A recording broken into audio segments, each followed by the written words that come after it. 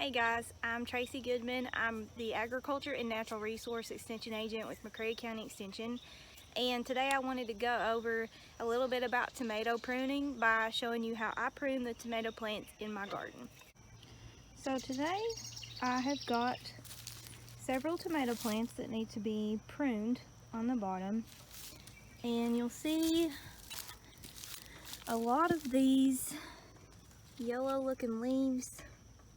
When they start getting like this on the bottom, you are best to just go ahead and clip those off, because kind of what happens is these lower leaves catch more moisture and retain more moisture than the top leaves because they're closer to the ground. When it rains, it splashes up and gets on the leaves, and so these are pretty much diseased first before any of the other leaves. So it's best to just go ahead and get rid of these. They're not going to do you any favors by keeping them on your plant.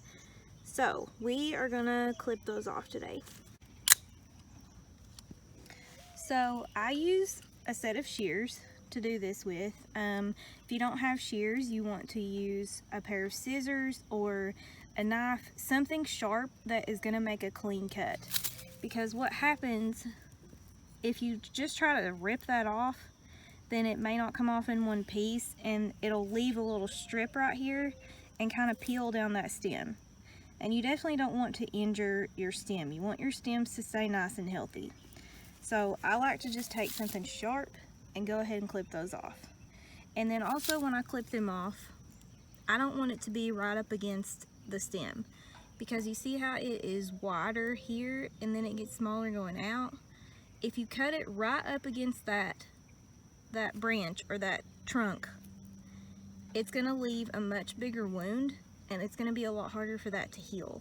So what I like to do is come out a little ways, then cut my stem off so that it has a smaller wound to heal from. So I'm going to go ahead and do that now.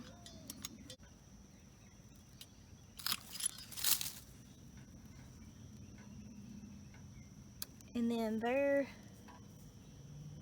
we have a smaller wound for it to heal from. And that should be all I need to do.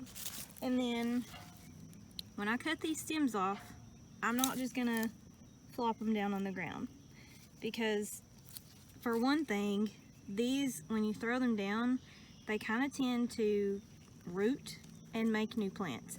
And you don't want a new plant from this stem because it's diseased, it doesn't look good, it's not going to produce a healthy plant anyway, and it's probably not going to produce tomatoes that you want to eat. So I would destroy these so that you don't have problems with diseased plants taking root and also disease spreading to your other tomatoes.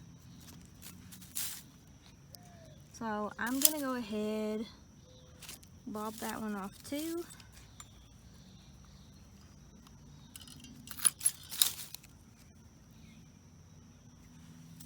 And then I'll go ahead and take this back one off. Okay. So then, now this plant has no bad leaves on it, and it looks pretty good. Now this random bottom stem out here, I didn't really mean for that to come out, but it'll be okay. As long as your tomato plant has 1 to 2 stems, it's fine. And this main branch does have 2 coming off, so that's what I want. I mean, this side one may produce some extra tomatoes, it might not. I'm just gonna leave it there for now, because if I go ahead and cut that off now where it's down at the soil line, I'm afraid that it won't heal back properly. So I'm gonna do the same with this one over here. Got a couple that are problematic. They're curling up, they've got some bad spots on them. So I'm gonna go ahead and get rid of those.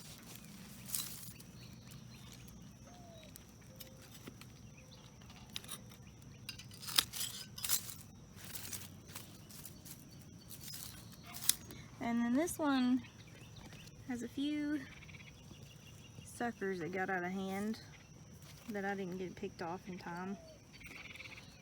So I may go ahead and clip those off as well. Now since normally if these are small, you can pinch them off easily, but with this, with it getting bigger, I'm gonna go ahead and clip those instead of trying to peel them off, because they'll catch on this corner here and they might make a bigger wound in that pit right there.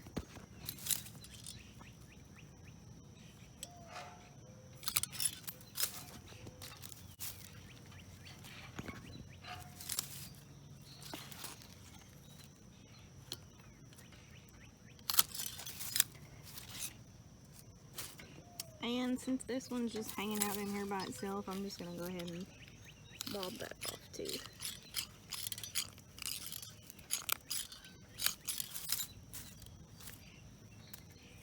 And that one was actually a sucker. So that stem on it wasn't too strong to begin with. And there you go. I'm left with a fairly good looking plant, and I've got some tomatoes on, so that is exciting.